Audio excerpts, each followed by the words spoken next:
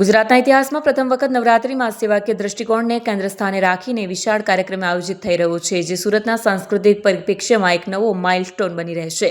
સુરતના VIP road Vesu ખાતે આવેલ યશવી એસી ડોમ ખાતે યોજાનારા નવરાત્રિમાં ફરી એકવાર ગુજરાતની લોકપ્રિય ગાયિકા અને ગરબા ક્વીન કિંજલ દવેના અવાજે ખેલૈયાઓને રમાડવા માટે આમંત્રણ આપવામાં આવ્યું છે.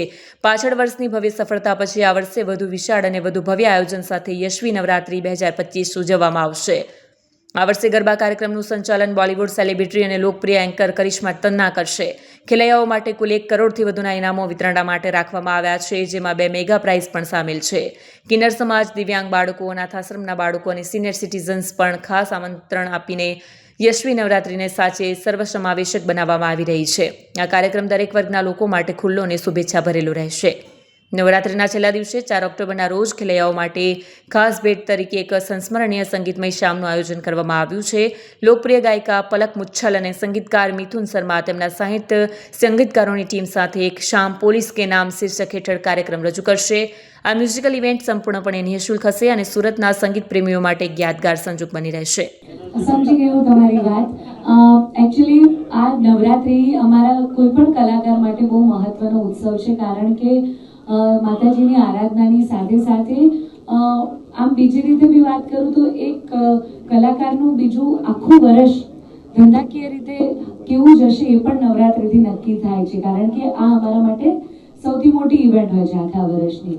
એટલે સુરતની એ બાબતે જોવા જઈએ તો આપણને બધાને ખબર છે કે ઇન્ડિયાના વર્લ્ડના બિગેસ્ટ વેડિંગ્સથી લઈને બિગેસ્ટ નવરાત્રિથી લઈને બધા ઇવેન્ટ અહીંયા થતા હોય છે. એટલે એ બાબતે આની તૈયારી અમે લગભગ 4-5 મહિના પહેલાથી જ શરૂ કરી દેતા હોય છે. અને આપણા ગુજરાતીઓ જ્યાં જ્યાં બહાર પણ વસે છે દેશની બહાર, તો અમેરિકા હોય, કેનેડા હોય, ત્યાં પણ અમે લોકો ગરબા રમાડવા જતા હોય છે. એટલે લગભગ 4 મહિના પહેલાથી રિહર્સલ્સ, તૈયારી બધું અમારું સ્ટાર્ટ થઈ જતું હોય છે.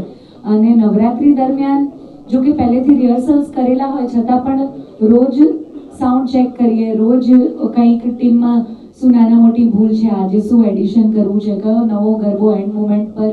ઘણીવાર એવું થાય કે કોઈ ગરબું, કોઈ ગીત એન્ડ મોમેન્ટ પર ટ્રેન્ડિંગમાં આવે તો એને એડ કરીએ, ફરીથી રિહર્સલ્સ કરીએ. આવું બધું અમે કરતા હોઈએ છીએ. અને એનર્જી માટે તો ઉપવાસ તો થતા નથી, પણ આમ જમવાનું જો કે એક જ ટાઈમ થઈ જાય, કારણ કે દિવસે તો સૂતા હોઈએ અને રાત્રે ગરબા, એટલે મોસ્ટલી એક ટાઈમ જમવાનું થઈ જતું હોય છે. પણ સુરતી લાલાનો પ્રેમ જોઈ અને એનર્જી માતાજીની કૃપાથી આવી જાય.